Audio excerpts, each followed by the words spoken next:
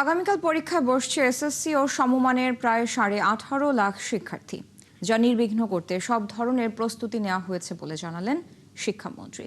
প্রশ্ন জালিয়াতি ঠেকাতে থাকবে স্যাটেলাইট নজরদারি।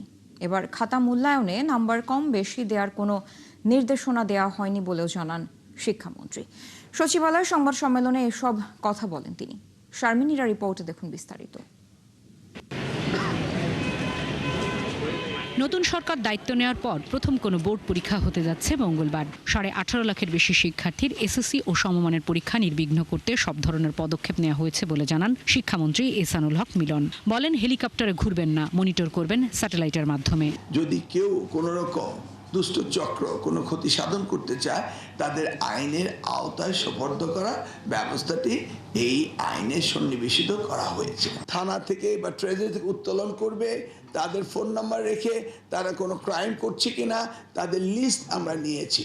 আমরা প্রত্যেকটা পরীক্ষা কেন্দ্রের থেকে তাদের যে সিসি ক্যামেরা রয়েছে, এগুলি সচল না অচল, বাউন্ডারি ক্যামেরাগুলো, এগুলি সব আমরা মনিটরিং করার জন্য নিয়েছি।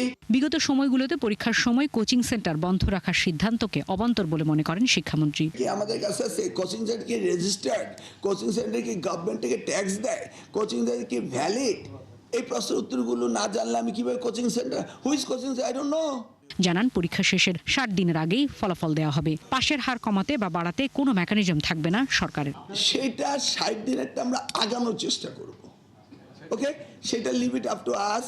আমরা সেশন ধরার জন্য সেগুলোকে আমরা আস্তে আরো কনসাইজ করব। শিক্ষাপত্র মূল্যায়নের ক্ষেত্রে অহেতুক কঠোরতা আমাদের লক্ষ্য নয়। কোনো পরীক্ষার্থী যেন তার প্রাপ্য মূল্যায়ন থেকে সামান্যতম বঞ্চিত না হয়, সেই ইতিবাচক এবং সহানুভূতির মানসিকতা আমাদের নিশ্চিত করতে হবে। পরীক্ষার সময় বিদ্যুৎ সংকট সমাধানে জ্বালানি মন্ত্রণালয়কে চিঠি দেওয়ার কথা জানিয়েছেন শিক্ষামন্ত্রী। পরবর্তীতে এসএসসি সহ পাবলিক পরীক্ষা ডিসেম্বরের মধ্যে নেওয়ার পরিকল্পনার কথা জানান তিনি। আমরা ইতিমধ্যেই চিঠি দিয়েছি। শারমিনীরা, 71, ঢাকা।